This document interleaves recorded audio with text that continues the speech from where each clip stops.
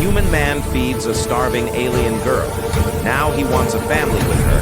Hash, first document.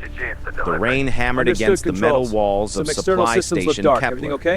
We've had Seven like failures angry lately. fists Nothing demanding affects core entry. operations. Just stick to the standards. Marcus Chen pulled his jacket tighter as he stepped out of the transport shuttle, his boots splashing through puddles that reflected the dim yellow Frontier lights of the stations had outpost. problems with native This wasn't wildlife, exactly though Kepler the 7 glamorous wasn't assignment supposed to he'd support imagined complex when he life. signed up for Frontier supply runs, but someone had to keep the edge colonies fed and functioning. Kepler 7 sat on the rim of human space, a lonely collection of prefab buildings and storage units that served as a way station for ships heading deeper into unexplored territory. The planet itself was barely habitable, cold, wet, and covered in a thick atmosphere that made everything taste like metal. But it was strategic, sitting at the crossroads of 3 major shipping lanes, which made it valuable enough to maintain despite its hostile environment. Marcus had been running supplies to frontier stations for 3 years now, ever since his stint in the Colonial Defense Force ended. It was honest work, if lonely, and it paid well enough to keep him saving toward his dream of buying his own ship someday. At 32, he was getting tired of following other people's schedules and routes. He wanted the freedom to explore, to see what lay beyond the mapped sectors. The station's main building loomed ahead through the rain. Emergency lights cast everything in an eerie orange glow, and Marcus noticed that several of the external sensors were dark. That was concerning. Kepler 7 was supposed to be a fully automated facility with minimal human oversight, but automation only worked when the equipment was properly maintained. As he approached the main airlock, his communicator crackled to life. Supply Runner Chen, this is Station Controller Webb. You're cleared for standard delivery protocol. Drop your cargo in Bay 3 and submit your manifest to the central terminal. We'll have your outbound assignments ready within the hour. Understood, Control, Marcus replied. Everything okay out here? Some of your external systems look dark. There was a pause before Webb's voice came back, sounding tired. We've had some equipment failures lately. Nothing that affects core operations, but it's been keeping the maintenance crews busy. Just stick to the standard procedures and you'll be fine. Marcus nodded to himself as he cycled through the airlock. The interior of the station was warmer than outside, but still carried that recycled air smell common to all frontier outposts. The corridors were well lit and clean, though he noticed scorch marks on some of the walls that hadn't been there during his last visit 6 months ago. Bay 3 was located in the station's lower level, accessed through a freight elevator that groaned ominously as it descended. Marcus had delivered to Kepler 7 dozens of times, but something felt different this trip. The usual background hum of machinery seemed muted, and he hadn't seen any of the maintenance staff who normally bustled around the cargo areas. The elevator doors opened onto a dimly lit cargo bay that stretched away into shadows. Automated loading arms hung motionless from the ceiling, and Marcus could see his breath in the cold air. He activated his handheld scanner to begin cataloging his cargo manifest when a sound made him freeze. It was soft, barely audible over the station's ambient noise, but distinctly organic. A whimper, perhaps, or a suppressed cry. Marcus had heard enough pain in his military service to recognize it instantly. Someone, or something, was hurt. He followed the sound deeper into the cargo bay, past stacks of sealed containers and dormant machinery. The bay's emergency lighting cast long shadows that seemed to move as he passed. The sound came again, definitely coming from behind a cluster of shipping containers near the bay's far wall. Marcus approached carefully, his hand instinctively moving to the plasma cutter on his tool belt. Frontier stations occasionally had problems with native wildlife, though Kepler 7's harsh environment wasn't supposed to support complex life forms. As he rounded the containers, he saw something that made him stop in his tracks. Huddled against the wall was a small figure. Clearly not human. The being was roughly humanoid in shape but stood no more than 4 feet tall. Its skin had a pale, almost translucent quality that seemed to shimmer in the dim light. Large, dark eyes dominated a delicate face framed by what looked like crystalline hair that hung in thin fiber-optic strands. It wore tattered clothing that might once have been some kind of environmental suit. But what struck Marcus most was how thin the being appeared. Its ribs were clearly visible through its translucent skin, and its limbs looked fragile enough to snap. This wasn't just malnutrition. This was starvation. The alien girl, for Marcus instinctively thought of it as female, despite the obvious species differences, looked up at him with those large, dark eyes. There was intelligence there, and fear, but also a kind of resigned hopelessness that hit Marcus like a physical blow. She tried to shrink further against the wall, clearly expecting violence or at best indifference. Marcus slowly raised his hands to show they were empty and crouched down to make himself less threatening. "Hey there," he said softly. "I'm not going to hurt you. My name is Marcus. What's your name?" The alien girl watched him warily but didn't respond.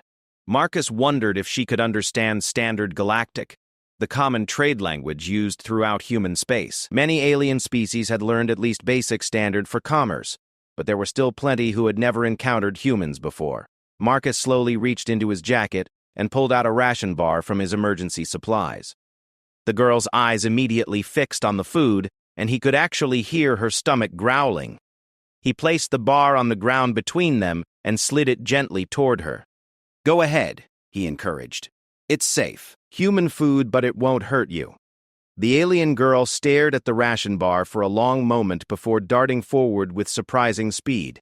Her thin fingers trembled as she unwrapped the bar, and she devoured it so quickly that Marcus worried she might make herself sick. When she finished, she looked up at him with what might have been gratitude. Marcus pulled out another ration bar and offered it more directly. This time, the girl took it from his hand, their fingers briefly touching. Her skin felt cool and smooth, almost like polished stone. She ate this bar more slowly, and Marcus could see some color returning to her pale cheeks. "That's better," Marcus said. "You were really hungry, weren't you? How long have you been hiding down here?" The girl finished eating and looked at him with those dark, intelligent eyes. When she spoke, her voice was barely a whisper, but she was speaking Standard Galactic. "Many cycles, lost count. Thought I would die here." Her accent was strange, with musical undertones that made even her whispered words sound almost like singing. Marcus felt his heart clench at the pain in her voice. "You don't have to die here," he said firmly. "What's your name? What happened to you?" The girl hesitated, clearly debating whether to trust him. Finally, she said, "Lyra. My name is Lyra. My ship attacked. Pirates. Crew dead. I escaped in pod, but it crashed near here. Been hiding, searching for food scraps. Pirates." Marcus's jaw tightened. The frontier regions were plagued by raiders who attacked shipping convoys and isolated settlements. The Colonial Defense Force tried to patrol the trade routes, but there was simply too much space to cover effectively. Innocent beings like Lyra were often caught in the crossfire. "How did you get into the station?" Marcus asked. Lyra pointed toward a section of the wall where Marcus could now see a small gap between metal panels. "Ventilation intake. Very small. Station security not designed for my people's size." That made sense. Kepler-7's automated defenses were calibrated for human-sized intruders. Someone as small as Lyra could potentially slip through gaps that the sensors wouldn't detect. But surviving in the station's cold, harsh environment without proper food or shelter would have been brutal. Marcus looked at the fragile alien girl and made a decision that would change both of their lives. "Lyra, you can't stay here. The station personnel will find you eventually, and they might not be as understanding as I am. I have a ship. I can take you somewhere safe." Lyra's eyes widened in surprise. "You would help me? But I have nothing to give you. No payment." "I don't want payment," Marcus said. "I want to help because it's the right thing to do. My ship has food, warmth, medical supplies. You need all of those things." For the first time since he'd found her, Lyra's expression showed something other than fear or pain. Hope flickered in her dark eyes like a candle being lit. "Why?" she asked. "Why help stranger?" Marcus thought about that question as he looked at this fragile being who had somehow survived weeks of starvation and cold. "Because that's what humans do," he said finally. "When we find someone in need, we help. It's who we are." It wasn't entirely true, of course. Humans were just as capable of cruelty and selfishness as any other species. But Marcus had been raised to believe in helping others, and his military service had only reinforced those values. Besides, looking at Lyra's fragile form and hearing the musical quality of her voice, he felt a protective instinct rising that he hadn't experienced before. "Come on," Marcus said, standing slowly. "Let me get my cargo delivered. and then we'll get you out of here. Can you walk okay? Lyra tried to stand and immediately swayed on her feet. Weeks of malnutrition had left her weaker than she'd realized. Without thinking, Marcus reached out to steady her, his large hands gentle on her thin arms. She looked up at him with surprise, as if kindness from a stranger was something she'd never experienced before. "I can manage," she said, though her voice suggested otherwise. "Tell you what," Marcus said. "Why don't you wait here while I take care of my delivery? I'll bring back some more food and something warm for you to wear. Then we'll figure out how to get you to my ship without the station personnel noticing." Lyra nodded gratefully and sank back down against the wall. Marcus pulled off his jacket and draped it over her small frame. It was far too large, but it would help keep her warm. She pulled it around herself like a blanket, and Marcus was struck by how young and vulnerable she looked. "I'll be back soon," he promised. "Stay hidden and don't worry. Everything is going to be okay." As Marcus made his way back through the cargo bay, his mind was already working on the logistics of getting Lyra safely off the station. It wouldn't be easy. Station security monitored all ship departures, and smuggling a stowaway could cost him his shipping license. But looking back at the small alien girl wrapped in his jacket, he knew he couldn't leave her behind. The delivery process took longer than usual, partly because Marcus kept thinking about Lyra waiting in the cold cargo bay. Station Controller Webb seemed distracted when Marcus submitted his manifest, barely glancing at the shipping documents before approving the delivery. That was unusual, but Marcus didn't question it. The sooner he could complete his business and leave, the better. During his brief time in the station's main areas, Marcus managed to gather some additional supplies. He purchased extra rations from the commissary, claiming he needed them for an extended route. He also found a spare maintenance coverall that might fit Lyra better than his oversized jacket. Most importantly, he studied the station's layout and security protocols, looking for the best way to get Lyra to his ship undetected. When he returned to the cargo bay, he found Lyra exactly where he'd left her, still wrapped in his jacket. She looked up with relief when she saw him approach, and Marcus realized she'd been afraid he might not come back. The thought that she'd been abandoned before twisted something in his chest. "How are you feeling?" he asked, as he knelt beside her. "Better," Lyra said, and Marcus could see that the food and rest had helped. There was more color in her cheeks, and her voice was stronger. "Thank you for jacket. Very warm." Marcus handed her the bag of supplies he'd gathered. "I brought more food and some clothes that might fit you better. There's also a medical kit in case you're injured anywhere."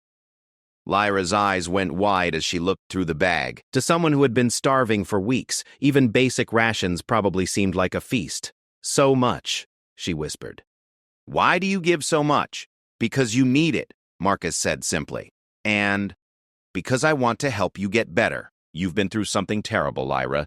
You deserve kindness and care." Something in his tone must have reached her, because Lyra's large eyes filled with what looked like tears. In her people, tears appeared as tiny crystalline droplets that caught the light like diamonds. No one ever. Humans are different from stories. That piqued Marcus's curiosity. What do the stories say about humans? Lyra looked down at her hands. "That you are warriors. Destroyers. That you take what you want and give nothing back. That you see other species as lesser beings." Marcus felt a stab of shame, knowing that those stories weren't entirely unfounded. Humanity's expansion into the galaxy hadn't always been peaceful or respectful of alien cultures. But he also knew that wasn't the whole truth about his species. "Some humans are like that," Marcus admitted, "but not all of us. Many humans believe that all intelligent life has value regardless of species. We call it humanity. The quality of being compassionate and benevolent. It's what makes us more than just warriors." Lyra looked up at him with those dark, thoughtful eyes. "You show me this. Humanity?" "I hope so," Marcus said. "Now, let's get you changed into those clothes and figure out how to get you to my ship safely. Do you feel strong enough to walk?" With proper food in her system and warm clothes to wear, Lyra was steadier on her feet than before. The maintenance coverall was still too large for her small frame, but it would help her blend in if anyone saw her from a distance. Marcus fashioned a simple hood from some spare fabric to hide her distinctive crystalline hair. Getting Lyra to his ship required careful timing and a bit of luck. Marcus's vessel, the cargo hauler Meridian, was docked in Bay 7, several levels up from where they currently were. The most direct route would take them through areas with heavy security monitoring, but Marcus had noticed that the station's sensor grid had some blind spots due to the equipment failures Webb had mentioned. They made their way through the station's maintenance corridors, moving slowly to accommodate Lyra's still weakened state. Marcus found himself instinctively protective, staying alert for any sounds that might indicate other personnel nearby. Every time Lyra stumbled or needed to rest, he felt a surge of anger toward the pirates who had put her in this situation. The journey to his ship took nearly an hour, but they managed to reach Bay 7 without encountering anyone. Marcus's cargo hauler wasn't much to look at from the outside, a boxy utilitarian vessel designed for function rather than aesthetics. But as he led Lyra up the boarding ramp, he felt proud of his ship's clean, well-maintained interior. "Welcome aboard the Meridian," he said as the airlock cycled shut behind them. "It's not fancy, but it's warm and safe." Lyra looked around the ship's small cargo bay with wonder. "Your ship." "Your captain?" "Owner and operator," Marcus confirmed. "It's just me most of the time, so there's plenty of room for a passenger. Come on, let me show you to the crew quarters." As they made their way through the ship, Marcus found himself seeing it through Lyra's eyes. The Meridian was a modest vessel with cramped corridors and utilitarian design, but it was clean and well-maintained. The crew quarters consisted of 4 small cabins, though Marcus only used one for himself. "You can stay here," he said, showing her into the cabin next to his own. "It has its own hygiene facility and environmental controls. The food synthesizer is down the corridor. I'll show you how to use it later." Lyra stood in the doorway of the cabin, looking overwhelmed. "All this? For me?" "It's yours for as long as you need it," Marcus said. "Now I need to file our departure clearance with station control and plot a course to somewhere safe. Do you have any preferences for where you'd like me to take you?" Lyra's expression grew sad. "No home to return to. Pirates destroyed everything. My people scattered or dead." Marcus felt his heart clench again at the pain in her voice. "Then we'll find you a new home. There are refugee settlements in the inner colonies, places where survivors from pirate attacks can rebuild their lives. The important thing is that you're safe now." As Lyra settled into her cabin, Marcus made his way to the ship's bridge to prepare for departure. Filing the clearance with station control was routine, but he found himself holding his breath until the approval came through. If security had discovered that Lyra was missing from wherever they thought she was supposed to be, this departure could become very complicated. Fortunately, Controller Webb approved their departure without question, and within minutes the Meridian was lifting off from Kepler 7's landing pad. As the station fell away below them, Marcus felt a weight lifting from his shoulders. Lyra was safe now, free from the cold and hunger that had nearly killed her. But as he set course for the inner colonies, Marcus found himself reluctant to think about dropping Lyra off at some refugee settlement. In just a few hours, she had somehow become more than just a rescued stranger. There was something about her, her intelligence, her resilience, her musical voice, that had touched something deep inside him. For the first time in years, his ship didn't feel empty. Hash. Second document 3 days into their journey toward the inner colonies, Marcus discovered that rescuing Lyra had fundamentally changed the rhythm of his life. The Meridian, which had been his solitary domain for years, now hummed with a different kind of energy. Where once there had been only the mechanical sounds of ship systems and his own footsteps in empty corridors, now there was the soft, musical quality of Lyra's voice asking questions about human technology, culture, and customs. She was, Marcus quickly learned, remarkably intelligent. Despite her people's apparent lack of advanced spacefaring technology, Lyra grasped complex concepts with startling speed.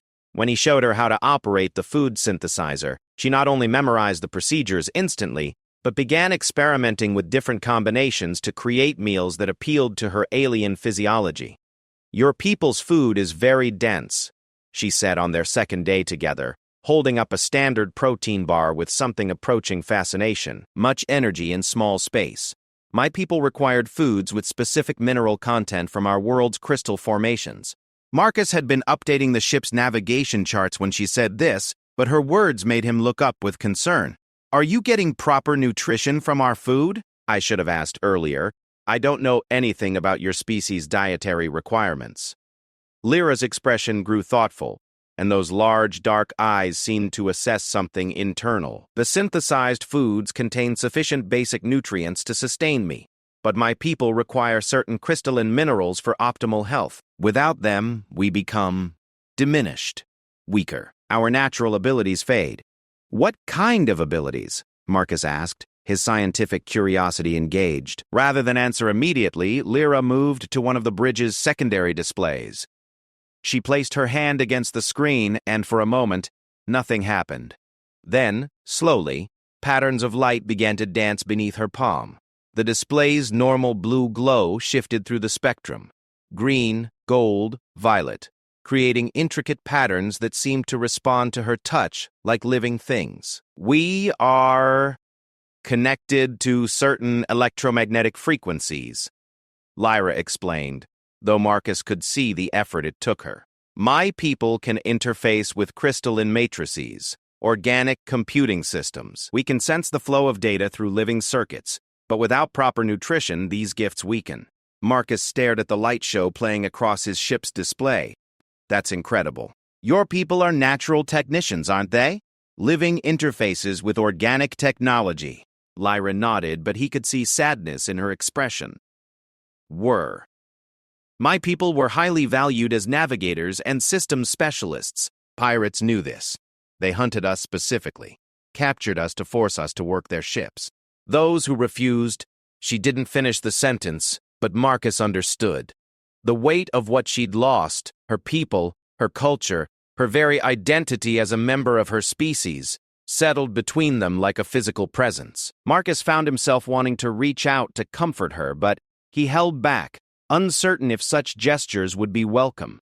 Instead, he asked, "What would it take to restore your abilities?" "If we could find the right minerals." Lyra's hand fell away from the display, and the dancing lights faded back to normal blue. "Crystals from my homeworld, or similar compositions." But homeworld is gone. Pirates strip-mined it for those same crystals. Other worlds with suitable formations. Very rare. Very distant. Marcus made a mental note to research mineral compositions and crystal formations in the databases. If there was a way to help Lyra recover her people's natural abilities, he was determined to find it. In just 3 days, her well-being had become oddly important to him. As if sensing his thoughts, Lyra turned those dark eyes on him with an expression of curious intensity. "Why do you care for my health so much, Marcus Chen? You saved me, fed me, gave me shelter. By any measure, you have already done more than honor requires." It was a fair question, and one Marcus had been asking himself. The simple answer was that he was attracted to her, not just physically, though her alien beauty was undeniable, but to her intelligence, her resilience, her musical voice. But there was something deeper happening, something he didn't quite understand himself. "I guess," he said slowly, "it's because I see potential in you. You've survived something that would have killed most beings. You're learning about human culture at an incredible rate.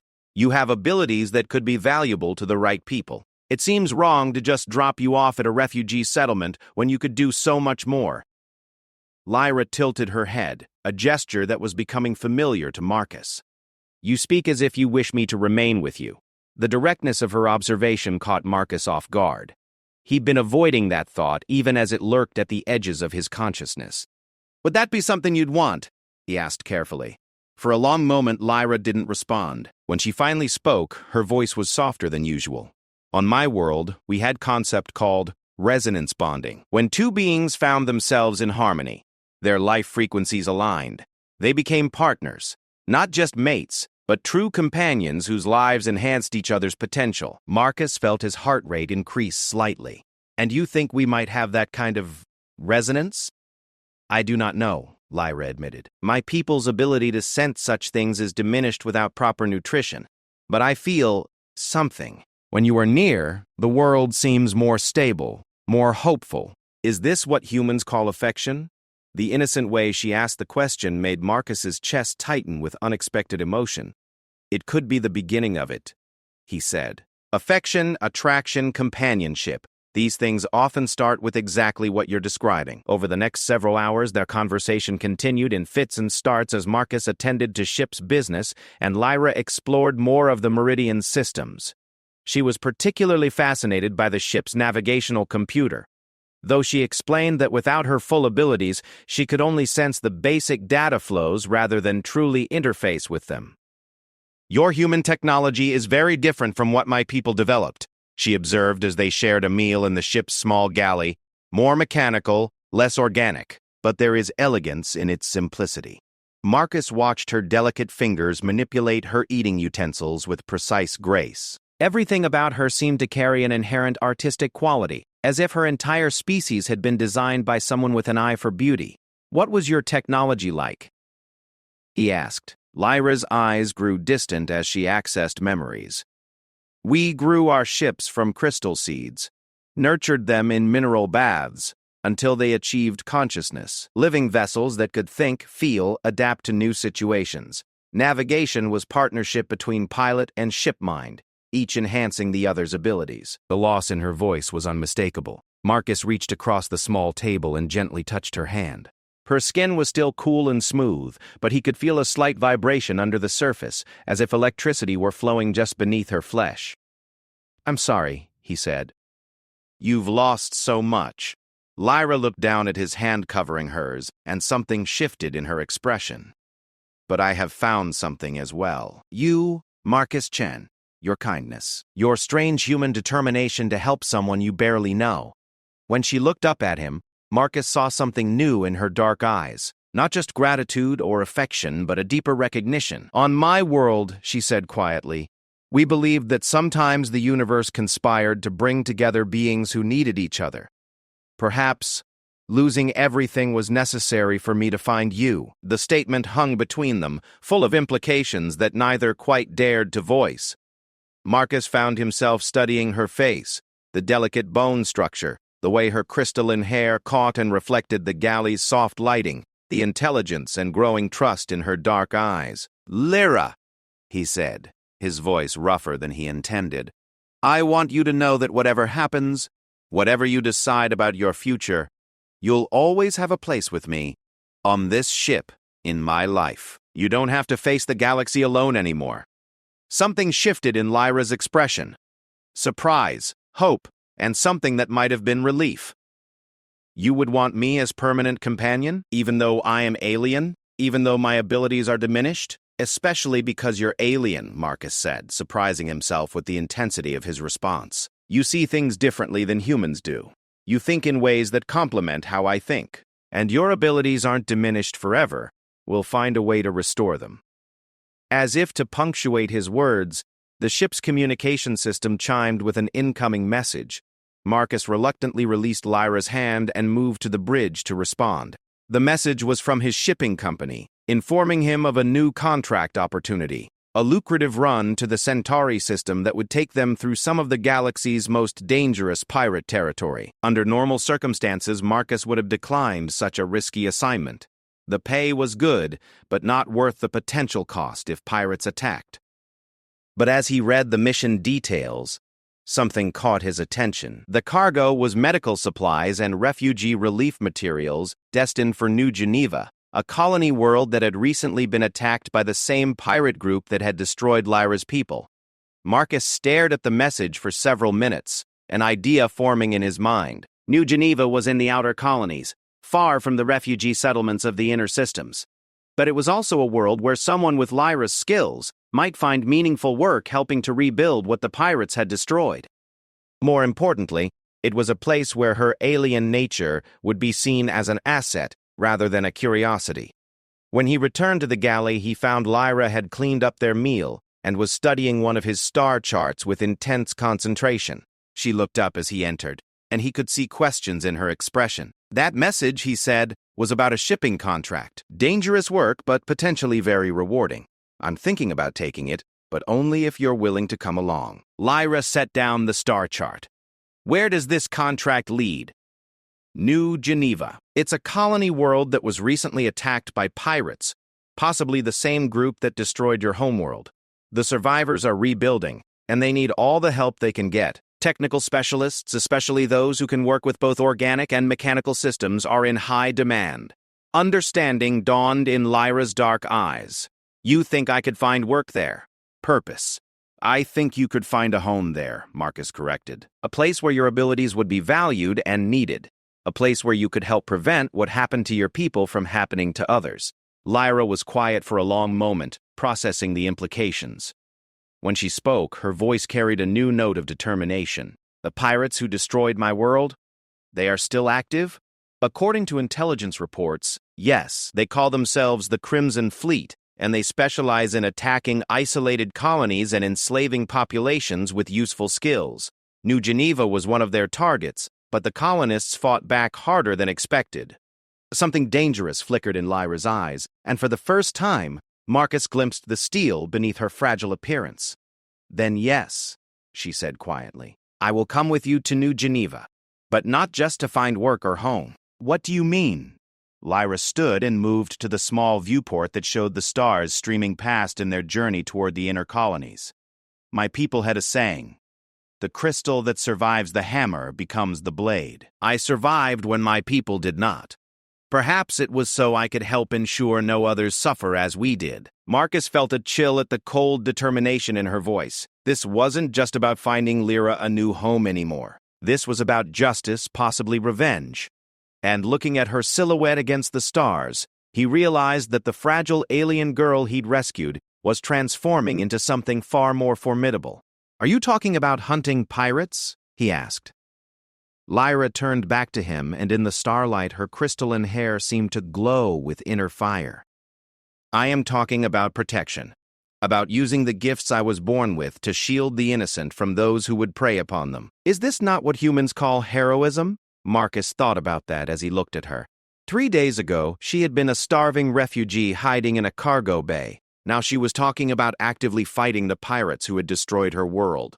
The transformation was remarkable, but it also worried him. The galaxy was full of people who had let their desire for justice become a consuming need for revenge. Heroism, he said carefully, requires wisdom as much as courage. If we're going to help the people of New Geneva, we need to be smart about it. Lyra nodded, but Marcus could see that her mind was already working on possibilities. Tell me about these pirates, she said. Their ships, their tactics, their technology. If I am to fight them, I must understand them. As Marcus began sharing what he knew about the Crimson Fleet, he realized that his simple rescue mission had evolved into something far more complex. He was no longer just helping a refugee find a new home. He was potentially becoming part of a war against the pirates who had terrorized the outer colonies for years. But looking at Lyra's determined expression, seeing the way her rescued alien beauty was hardening into something fierce and purposeful, Marcus found that he didn't mind. If she wanted to fight the pirates who had destroyed her people, he would help her do it. And if that fight brought them closer together, if it forged the kind of partnership she had called resonance bonding, then perhaps it was exactly what both of them needed. The stars continued streaming past their viewport as the meridian carried them toward a future that neither of them could fully predict, but both were determined to face together. Hash. Third document. The journey to New Geneva took 2 weeks, and during that time, Marcus watched Lyra undergo a remarkable transformation. What had begun as simple recovery from starvation became something far more profound. With proper nutrition and rest, her natural abilities slowly began to return, and with them came a confidence and purpose that had been hidden beneath her earlier fragility. It started with small things. On their 5th day together, Marcus found her in the ship's engineering section, her hand pressed against the main power conduit housing. When he approached, he could see patterns of light flowing along the conduit in response to her touch. And the ship's power efficiency readings were showing improvements he'd never seen before. The energy flow was slightly irregular, she explained when he asked what she was doing. Small imbalances that your sensors couldn't detect, but I could feel them. I adjusted the harmonic frequencies to optimize the flow. Marcus checked the engineering readings and discovered that the ship's power output had increased by nearly 15%. Modifications that would have taken a human engineer weeks to calculate and implement, Lyra had accomplished with a touch. For the first time, he began to truly understand what her people had been capable of at their peak. As her abilities strengthened, so did their bond. They fell into a natural rhythm of companionship that felt both comfortable and exciting. Marcus would handle the mechanical aspects of running the ship while Lyra worked with its electronic systems, optimizing everything from life support to navigation. They shared meals, conversations about their respective cultures, and increasingly intimate moments that neither of them labeled but both treasured. It was during one of these quiet conversations that Lyra first broached the subject that had been hovering at the edges of their interactions for days. "Marcus," she said as they sat together on the bridge watching the stars stream past, "among my people, courtship was a gradual process of discovering compatibility. Not just physical attraction, but harmony of mind and purpose. Do humans have similar customs?" Marcus felt his pulse quicken at the directness of her question. Over the past week, he'd found himself increasingly drawn to her, not just her alien beauty, but her intelligence, her determination, her musical voice, the way she moved through his ship as if she belonged there, the way she looked at him with trust and growing affection. "We do," he said carefully. "Though human courtship can take many forms. Some people know immediately that they're meant to be together. Others take years to build that kind of connection. There's no single right way." Lyra turned to face him fully, her dark eyes serious. "I have been thinking much about this, about what I feel when I am near you, what I sense in the resonance between us. My people believed that true compatibility could be measured not just in personal harmony, but in shared purpose. Do we have this, Marcus Chen?" The question hung between them, loaded with implications that went far beyond simple attraction. Marcus thought about the past 2 weeks, how naturally they had worked together, how their different skills and perspectives complemented each other, how her presence had transformed his lonely ship into something that felt like home. "I think we do," he said finally. "When I watch you work with the ship's systems, when I see how you've adapted to human technology and culture, when I hear you planning ways to help the people of New Geneva, I feel like I'm seeing my perfect partner, not just romantically, but in every way that matters." Something shifted in Lyra's expression, surprise, pleasure, and a deep satisfaction that seemed to illuminate her from within. "Among my people," she said softly, "when two beings recognize such compatibility, they would undergo a bonding ceremony, a formal recognition of their intention to build a life together." Marcus's heart began beating faster. "Are you asking me to marry you, Lyra?" She tilted her head in that characteristic gesture, considering his words. "I do not know this human term marry, but I am asking if you would be willing to formally bond with me, to declare our intention to be partners in all aspects of life, work, exploration, family building." The word family hit Marcus like a physical impact. In all his years of solitary travel, he'd never seriously considered the possibility of having a family. But sitting there with Lyra, imagining a future where they worked together, explored the galaxy together, possibly raised children together, it felt not just possible but inevitable. "Yes," he said, surprised by how easily the answer came. "Yes, I want that. I want to bond with you, to build a life with you. I want everything you're offering." Lyra's face lit up with joy, and for a moment her alien features seemed almost human in their expression of happiness. She reached out and took his hand, her cool fingers intertwining with his. "Then we are bound," she said simply, "by intention if not yet by ceremony." They spent the next hour talking about what such a bonding would mean, the practical aspects of building a life together, the cultural differences they would need to navigate, the challenges they might face as an interspecies couple. But underneath the practical discussion was an emotional current that grew stronger with each exchange. "There is something else," Lyra said as their conversation wound down, "something I must tell you about my people's bonding customs." Marcus sensed this was important, from the serious tone in her voice. "What is it?" "For my people, bonding is not just emotional and physical. It is also genetic. When we choose to bond with someone, we commit to creating offspring together. It is considered the highest expression of love and trust." Marcus felt a flutter of uncertainty. "Is that even possible? Can humans and your people have children together?" Lyra's expression grew complex, part hope, part uncertainty, part fear. "I do not know. There has never been such a pairing before, as far as I know. But my people's genetic structure is adaptive. We evolved to be compatible with the crystalline matrices we worked with, which made us more mutable than many species. It is possible that with proper medical support, we could create children who carry traits from both our peoples." The idea was both thrilling and terrifying. Marcus tried to imagine what children born of their union might be like. beings who carried human determination and ingenuity along with Lyra's people's technological gifts. They could be extraordinary, capable of bridging the gap between species in ways that had never been attempted before. "Would you want that?" he asked. "Children who might be very different from either of our peoples?" Lyra's grip on his hand tightened. "I dream of it," she admitted. "Children who could understand both human technology and organic systems, who could help build bridges between species instead of walls, who could ensure that what happened to my people never happens again because they would be part of both worlds." Her vision was compelling, but Marcus also heard the deeper need in her voice. Having children would be a way for her to ensure that some part of her people's legacy continued, even if her original species was extinct. It would be a form of immortality and remembrance that went beyond mere survival. "Then that's what we'll work toward," Marcus said. "After we reach New Geneva, after we help with the rebuilding efforts, we'll find the best xenobiological experts in the galaxy and see if it's possible." That night, as they prepared for sleep, Marcus realized that everything about his life had changed in the space of a single conversation. He was no longer a solitary cargo hauler with vague dreams of exploration. He was half of a bonded pair with specific plans for the future. Plans that included fighting pirates, helping refugees, and possibly starting the first human-alien hybrid family in recorded history. The transformation felt both sudden and inevitable, as if all his years of lonely travel had been preparation for this moment when his life would finally begin in earnest. 3 days before they were scheduled to reach New Geneva, their future took another unexpected turn.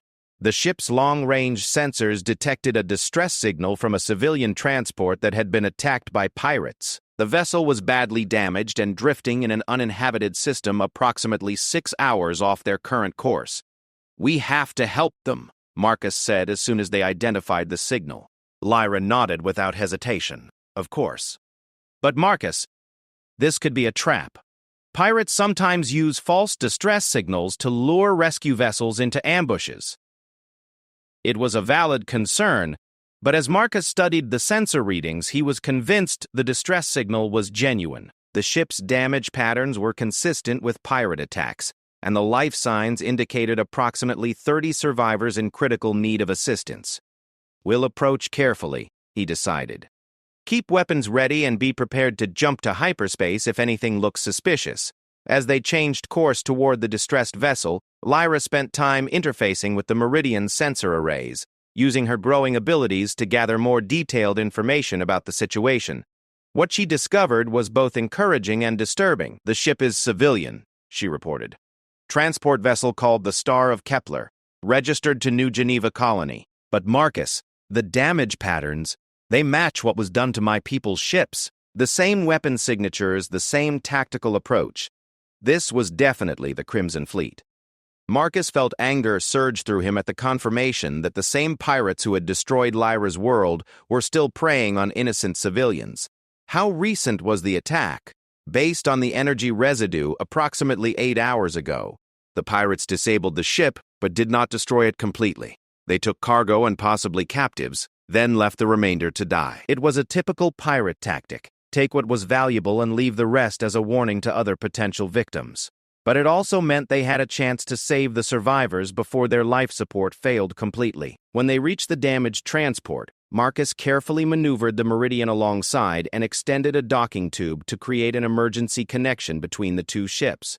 Lyra insisted on coming with him to assess the survivors, despite his concerns for her safety. What they found aboard the Star of Kepler was heartbreaking. The ship's crew and passengers, families relocating to New Geneva, researchers, traders, had been brutalized by the pirate attack. Several were dead, and most of the survivors were injured. But they were alive, and that was what mattered. "Thank the void," gasped the transport's captain, a middle-aged woman named Torres who had taken shrapnel in her shoulder during the attack. We thought no one would find us in time." "You're safe now," Marcus assured her as Lyra moved among the wounded with their medical kit. "Can you tell us what happened?" Captain Torres's account was grimly familiar. The Crimson Fleet had dropped out of hyperspace without warning, disabled the transport's weapons and engines with electromagnetic pulses, then boarded to loot the cargo holds. They had taken several passengers as captives, young adults with technical skills who could be sold as slaves in the Outer Rim markets. They said they were looking for someone specific, Torres added, watching with amazement as Lyra's touch seemed to calm the wounded passengers. Someone with special abilities who had escaped from a previous raid. They seemed very angry when they didn't find whoever they were looking for. Marcus and Lyra exchanged glances. The pirates were looking for her specifically, which meant they knew she had survived the attack on her homeworld. That changed everything about their plans for New Geneva. "We need to get these people to safety," Marcus said. "Can your ship still make hyperspace jumps?" Torres shook her head. "Hyperdrive is completely destroyed. Navigation systems are offline. We're lucky life support is still working." Marcus made another decision that would alter their trajectory. "Then we'll take everyone aboard the Meridian and transport you to New Geneva ourselves. It'll be crowded, but we can manage it." Over the next several hours, they transferred all 37 survivors from the damaged transport to the Meridian. It meant converting every available space into temporary housing and pushing the ship's life support systems to their limits, but it was possible. More importantly, it gave Marcus and Lyra a chance to learn firsthand about the challenges facing New Geneva and the people they hoped to help. Among the survivors were families who had lost everything to pirate attacks, researchers working on new defensive technologies, and traders carrying critical supplies to the beleaguered colony. Each had a story of loss and determination that reinforced Marcus's growing commitment to fighting the pirates who terrorized the frontier. But it was Lyra who made the deepest impression on the survivors. Her alien appearance initially frightened some of them, but her gentle manner and obvious compassion quickly won them over. When she demonstrated her ability to interface with damaged ship systems and repair what human engineers could not, amazement replaced fear. "What is she?" one of the children asked his mother in a whisper loud enough for everyone to hear. "She's a hero," the mother replied, watching Lyra coax the transport's emergency beacon back to life with a touch. "She's someone who uses her gifts to help others." That night, as the rescued survivors settled into their temporary accommodations throughout the ship, Marcus found Lyra standing at the bridge viewport, looking out at the stars. There was something different about her posture, a tension that hadn't been there before. "The pirates are looking for me specifically," she said without turning around. "Which means they know I survived, which means they'll keep hunting until they find me." Marcus moved to stand beside her, close enough that their shoulders touched. "Let them come. We'll be ready for them." Lyra turned to look at him, and in her dark eyes he saw a mixture of determination and worry. "Marcus, what we're planning, bonding together, possibly having children, fighting against the pirates, it will put you in danger. It will make you a target. Are you certain this is what you want?" Marcus thought about that question as he looked around his ship, now filled with people he and Lyra had rescued together.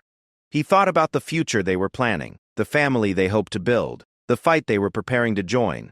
It was dangerous, uncertain, and completely different from the safe, solitary life he'd been living. "I've never been more certain of anything," he said. "We're stronger together than we could ever be apart. And if the pirates want to find you, they'll have to go through me first." Lyra smiled. The first truly radiant expression of joy he'd seen from her since their bonding conversation. Standing there surrounded by the rescued survivors, with the stars of New Geneva growing brighter ahead of them, Marcus felt as if his real life was finally beginning. Hash. Fourth document. New Geneva appeared on their view screen like a jewel against the black of space.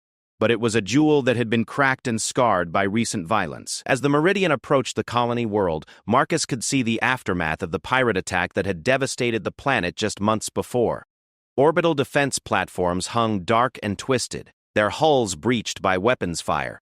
The planet's surface showed burn scars where cities had been bombed, though signs of rebuilding were already visible in the form of new construction and restored power grids. "They fought harder than most," Lyra observed as she studied the tactical readings. "The pirates did significant damage, but they didn't completely break the colony's spirit."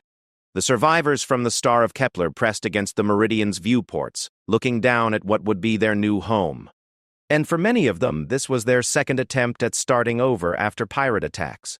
The determination in their faces reminded Marcus of Lyra herself, battered but not broken, ready to rebuild no matter how many times they were knocked down. New Geneva Control cleared them for landing at the capital city's rebuilt spaceport, and Marcus guided the Meridian down through the planet's atmosphere with practiced ease. As they descended, the scope of the rebuilding effort became clear. The city showed evidence of devastating bombardment, but construction crews worked around the clock to repair the damage. Prefab buildings stood alongside restored structures, and the streets buzzed with activity. The moment they landed, they were met by a delegation from the colonial government. The leader was a tall, stern-faced woman named Administrator Sarah Chen. No relation to Marcus, despite the shared surname, who had been elected to coordinate the colony's recovery efforts. Behind her stood representatives from various reconstruction committees, defense coordinators, and refugee assistance programs. Captain Chen, Administrator Chen said as Marcus emerged from the ship, "We received your message about the Star of Kepler survivors. On behalf of New Geneva, thank you for bringing our people home safely." "It was the right thing to do," Marcus replied. "But I should mention that I had help. My partner was instrumental in the rescue." He gestured toward Lyra as she descended the ship's ramp, and he watched the delegation's reaction carefully. There was initial surprise at her alien appearance, but it was quickly replaced by professional interest when Administrator Chen noticed the way ship systems responded to Lyra's presence. "You're not human," Chen observed, though her tone was neutral rather than hostile. "I am Lyra of the Crystal Singers," Lyra replied, using the formal introduction of her people for the first time since Marcus had known her. "I am bonded with Marcus Chen, and together we seek to help your colony rebuild and defend itself against those who would do it harm." The administrator's eyebrows rose at the term bonded, but she was clearly more interested in practical matters. "The survivors mentioned that you have technological abilities that might be useful to our reconstruction efforts. Would you be willing to demonstrate?" Rather than answer verbally, Lyra approached one of the landing pad's damaged control towers. The structure had been hastily repaired after the pirate attack, but Marcus could see that its systems were operating at reduced efficiency. Lyra placed her hand against the tower's main power conduit, and within seconds, displays that had been dark for months flickered back to life. "Remarkable," breathed one of the technical advisors. "We've been trying to restore those systems for weeks, but the damage to the organic computing matrices was too complex for conventional repair techniques."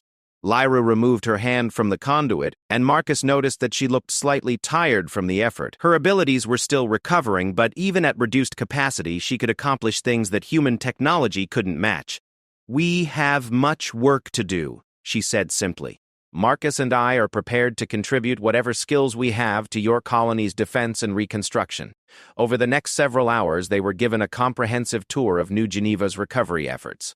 The pirate attack had targeted the colony's most critical infrastructure, power generation, communications, defensive systems, in a deliberate attempt to cripple their ability to resist future raids. But the colonists had proven remarkably resilient, adapting human engineering techniques to work around the damaged organic systems. It was during this tour that Marcus began to understand the true scope of what the Crimson Fleet had done to the colony. This hadn't been a simple raid for cargo and slaves. It had been a systematic attempt to break New Geneva's spirit, to turn it into another source of tribute and forced labor like so many other frontier worlds. "They wanted to make an example of us," explained Defense Coordinator Martinez as he showed them the ruins of the orbital defense grid. New Geneva was one of the first colonies to successfully fight off a pirate attack. Word was spreading that we'd found ways to resist their electromagnetic pulse weapons and boarding tactics. The Crimson Fleet couldn't allow that kind of hope to spread to other colonies. Lyra studied the wreckage of the defensive satellites with intense concentration. These systems, they were based on hybrid organic mechanical designs, very similar to what my people used for our planetary defenses. Martinez nodded grimly. "We had a technical advisor from your species. She helped us design defenses that we thought would be impregnable. But the pirates seemed to know exactly how to counter them." "What happened to the advisor?" Marcus asked, though he suspected he already knew the answer. "Captured during the attack. The pirates specifically targeted her, as if they knew exactly where she would be and what her capabilities were." Marcus and Lyra exchanged glances. The pattern was becoming clear. The Crimson Fleet wasn't just randomly attacking colonies. They were systematically hunting down members of Lyra's species, using their captured people to design weapons and tactics that could counter their own defensive technologies. It was genocide by proxy, using the survivors to help destroy any hope their people might have of rebuilding. We need to see the defense specifications, Lyra said quietly. If my people's technology was compromised, I may be able to devise countermeasures. That evening, they were given temporary quarters in the colony's rebuilt administrative complex. As they settled in for their first night on New Geneva, Marcus could see that the day's discoveries had affected Lyra deeply. The confirmation that her people were being systematically hunted and enslaved had awakened something dark and determined in her expression. "They're using us against ourselves," she said as she stood at their quarters window, looking out over the city's lights. "Capturing my people, forcing them to help perfect weapons that are then used to attack the very colonies they're trying to protect." Marcus moved to stand behind her, his hands gentle on her shoulders. "We'll find a way to stop them. Your abilities, combined with human determination and resources, we can develop defenses they haven't seen before." Lyra leaned back against his chest, and Marcus felt the tension in her muscles. "There's something else. Something I haven't told you about my people's abilities." "What is it?" "When we interface with technology, we don't just control it, we become part of it. Our consciousness can merge with artificial systems, share awareness and capabilities. It's how we navigated space without conventional computers. The ship and pilot became one being." Marcus felt a chill as he understood the implications. "The pirates aren't just using your people as technicians. They're turning them into living components of their ships." "Yes. And if they perfected the process, they could have an entire fleet of vessels that think and adapt like living beings, but fight with the ruthlessness of machines. It would explain how they've been so successful against colonies that should have been able to defend themselves." The scope of what they were facing suddenly seemed overwhelming. The Crimson Fleet wasn't just a pirate organization, it was a technological threat that could revolutionize warfare in the worst possible way. And the key to stopping them lay in Lyra's unique abilities and the knowledge she carried of her people's technology. "What would it take to counter that kind of hybrid technology?" Marcus asked. Lyra turned in his arms to face him, and he could see both determination and fear in her dark eyes. "I would need to interface with one of their ships directly, learn how they've corrupted my people's abilities, understand the control mechanisms they're using." But Marcus, such an interface would be incredibly dangerous. If they found ways to trap consciousness within their systems, she didn't need to finish the sentence. Marcus understood that what she was proposing could result in her death or permanent enslavement to the very forces they were trying to fight. "Then we find another way," he said firmly. "We develop countermeasures that don't require you to risk yourself like that." But even as he said it, Marcus could see in Lyra's expression that she had already made her decision. The systematic destruction of her people, the enslavement of survivors, the corruption of their gifts. It all demanded a response that only she could provide. Their conversation was interrupted by an urgent communication from Administrator Chen. Emergency sensors had detected a fleet of ships approaching the system, moving in attack formation. The Crimson Fleet had returned to New Geneva, and this time they were bringing enough firepower to finish what they had started. Within minutes, the colony's alert sirens were wailing across the city. Citizens who had worked all day to rebuild their world now rushed to shelters that had been constructed after the previous attack. The orbital defense platforms that had survived the first assault powered up their weapons systems, though everyone knew they were insufficient to stop a full fleet assault.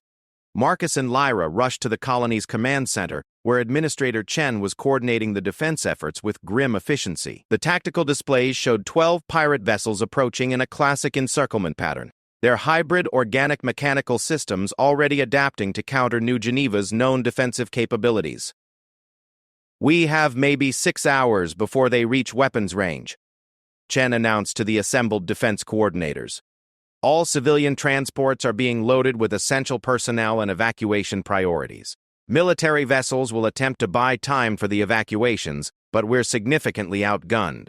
Lyra stepped forward, her voice cutting through the chaos of preparation. "Administrator Chen, I may be able to help, but I'll need direct access to your remaining defense systems and the specifications for the orbital platforms." Chen looked at her with desperate hope. "Anything you can do would be appreciated, but I should warn you, the last technical advisor from your species who tried to help us was captured when she attempted to interface with the defense grid during the previous attack." "I understand the risks," Lyra said simply, "but if I don't try, Everyone on this world will be dead or enslaved within hours. As Lyra moved to begin her work with the colony's defenses, Marcus realized that their bonding, their plans for a future together, their dreams of starting a family, all of it now hung in the balance of the next few hours. The pirates who had destroyed Lyra's world had returned to claim what they saw as their property, and only the combined determination of one alien survivor and an entire colony of human refugees stood in their way. But as Marcus watched Lyra begin to merge her consciousness with New Geneva's defense systems, her alien beauty transformed into something fierce and transcendent. He felt a surge of pride and determination that surprised him with its intensity. This was what their bonding truly meant, not just love and companionship, but the fusion of their species' greatest strengths in service of protecting the innocent. The real battle for their future was about to begin. Hash. Fifth document. The battle for New Geneva began not with weapons fire, but with an invisible war in the electromagnetic spectrum as Lyra merged her consciousness with the colony's defense network. Marcus watched from the command center as she placed her hands against the main control interface, her crystalline hair beginning to glow with inner light as her awareness expanded beyond her physical form. Incredible, breathed Defense Coordinator Martinez as displays throughout the command center came alive with data streams that had been inaccessible since the previous pirate attack. She's accessing systems we thought were permanently damaged. But Marcus could see the strain the process was putting on Lyra. Her physical form remained motionless at the control interface, but he could sense through their growing bond that her consciousness was fighting battles on multiple fronts simultaneously. She was not just repairing the defense systems, she was discovering the extent to which they had been compromised by the captured members of her species. "Marcus," she said, her voice distant and echoing as if it came from a great distance. "They've done something horrible. They've chained the consciousness of my people to their ship systems. I can feel them screaming." The tactical display showed the Crimson Fleet's approach, 12 vessels moving with the coordinated precision of a single mind. They were hybrid entities controlled by the enslaved consciousness of Lyra's people, their natural abilities corrupted and twisted into instruments of destruction. "Can you free them?" Administrator Chen asked. Lyra's response came as a whisper. "I can try. But to reach them, I'll need to connect directly with their ship's systems, and if they detect me..." She didn't finish the sentence, but Marcus understood. The pirates would attempt to capture her consciousness just as they had captured the others. But unlike their previous victims, Lyra would be going into the trap with full knowledge of what awaited her. "There has to be another way," Marcus said, moving closer to her motionless form. Even through the interface, he could feel her determination and her fear. "There is no other way," Lyra replied. "My people are suffering. They're being forced to participate in their own genocide. I cannot abandon them." As the pirate fleet moved closer to weapons range, Marcus made a decision that would define the rest of their lives together. "Then I'm going with you. Marcus, you cannot interface with the systems as I can. Your consciousness would be destroyed. Maybe. But I won't let you face this alone. There has to be a way for us to maintain our bond even through the interface. Your people believed in resonance bonding. Let's see if that works with hybrid consciousness as well." Before Lyra could protest, Marcus placed his hands over hers on the control interface. The sensation was like being struck by lightning, a sudden explosion of awareness that left him gasping and disoriented. But then he felt Lyra's presence surrounding him, protecting him, sharing her natural abilities while drawing strength from his human determination. Together, their combined consciousness reached out across space toward the approaching pirate fleet. What they found was worse than either of them had imagined. The 12 ships of the Crimson Fleet were indeed controlled by enslaved members of Lyra's species, but the process had twisted their natural abilities into something monstrous. Where once they had been gentle beings who worked in harmony with technology, now they were trapped in systems designed to inflict maximum pain and terror. Their consciousness had been fragmented and distributed across weapon systems, navigation computers, and tactical networks, turning their gift for technological interface into an instrument of their own torment. But the pirates had made a critical error. In their greed to exploit every aspect of their captives' abilities, they had created a network that connected all of their ships through the enslaved consciousness of Lyra's people. What was intended to be a strength became a vulnerability when Lyra and Marcus began to move through that network like antibodies fighting an infection. "I can feel them," Lyra said, her voice now echoing through both the physical command center and the digital realm they inhabited together. So many of my people trapped and suffering. But Marcus, they're fighting back. They've been waiting for someone like us. Working together, Marcus providing the aggressive determination and tactical thinking, while Lyra contributed her natural technological abilities. They began the delicate process of liberating the enslaved consciousness. It wasn't a matter of simply severing connections. The pirates had designed their systems so that interrupting the interface would kill the trapped beings. Instead, they had to carefully transfer each consciousness to the defense network of New Geneva, while simultaneously taking control of the pirate vessels. The battle played out on multiple levels. In physical space, the 12 pirate ships suddenly began to slow their approach as their hybrid control systems experienced cascading failures. But in the digital realm, Marcus and Lyra fought a desperate battle against security programs designed to trap and enslave any consciousness that attempted to interfere with the fleet's operations. Marcus found himself in a strange form of combat, where thoughts became weapons and determination served as armor. His human mind, adapted for linear thinking and problem-solving, proved surprisingly effective against systems designed to overwhelm and confuse. While Lyra worked to free her people, Marcus systematically dismantled the control programs that kept them enslaved. "The lead ship," Lyra suddenly called out. There's something different about it. Stronger, more aware. As they focused their attention on the pirate fleet's flagship, Marcus encountered a presence that was both familiar and terrifying. It was another member of Lyra's species, but this one had not been enslaved. It had been convinced to cooperate willingly. The consciousness that controlled the flagship radiated pain, anger, and a cold hatred that chilled Marcus despite their digital environment. "Sister," the presence spoke directly to Lyra, its voice carrying harmonics of loss and betrayal. "You come too late. Our people are gone. Our worlds are ash. Only service to the strong ones offers survival." "No," Lyra replied, her mental voice strong despite the emotional pain Marcus could feel radiating from her. "Service to those who destroyed us is not survival. It's the final death of everything we were. Come back to us. Help us free the others." The confrontation between Lyra and her corrupted sister played out while Marcus continued to battle the pirate fleet's security systems. He could feel dozens of enslaved consciousness beginning to stir as their chains were loosened. But the process was agonizingly slow, and each moment of delay brought the physical ships closer to weapons range. In the command center of New Geneva, Administrator Chen watched in amazement as the colony's defense systems came online with capabilities that exceeded their original specifications. Weapons platforms that had been dark for months suddenly blazed with energy. Defensive shields that had been thought permanently damaged reformed with crystalline strength. Most remarkably, the orbital platforms began to move, repositioning themselves with a tactical awareness that no human system could match. "What are they doing?" she asked Martinez, who was monitoring the feed from Marcus and Lyra's interface. "They're not just repairing our defenses," he replied, awe in his voice. "They're turning our entire defense grid into a single, thinking entity. Every platform, every sensor, every weapon, it's all becoming part of one massive defensive mind." The breakthrough came when Lyra's corrupted sister, faced with the evidence that resistance was possible and that her enslaved people could be freed, chose redemption over continued service to her captors. Her consciousness joined with Lyra and Marcus, and suddenly they had access to the deepest levels of the pirate fleet's control systems.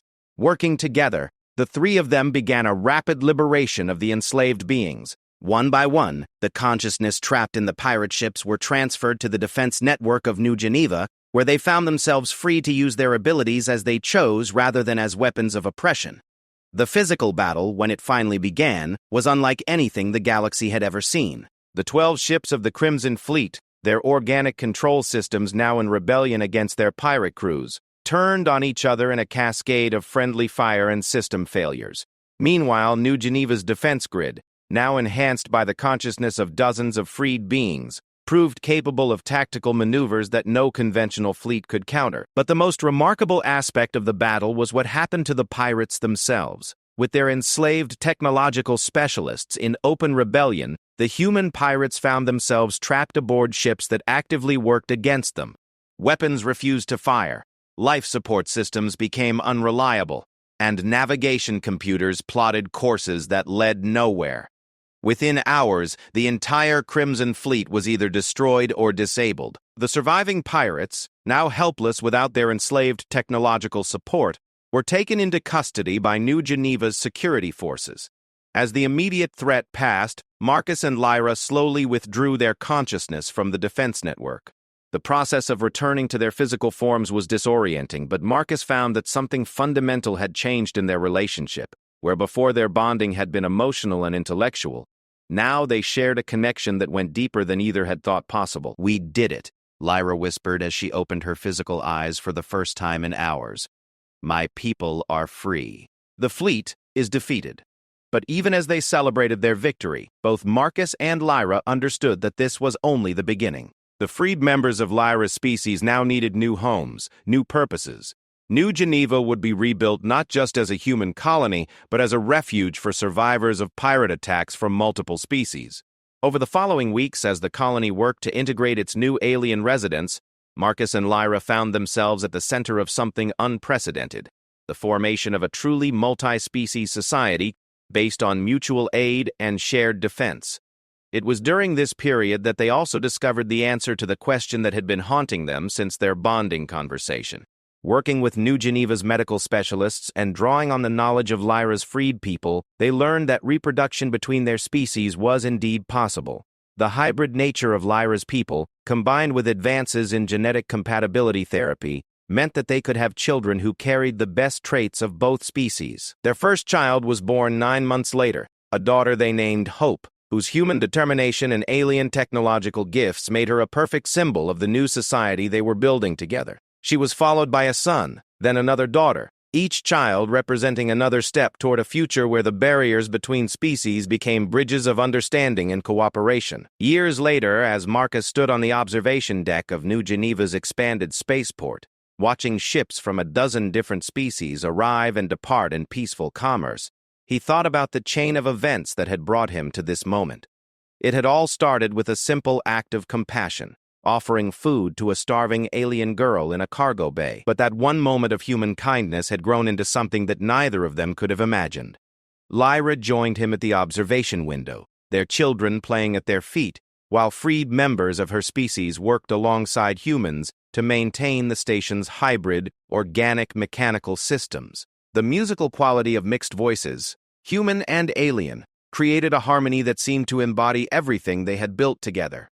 "Do you ever regret it?" she asked, though Marcus could feel through their bond that she already knew his answer. "Giving up your solitary life for all this complexity?" Marcus looked down at their children, then out at the bustling spaceport where former enemies now worked together as friends and family. "Never," he said. "This is what I was meant to do, what we were."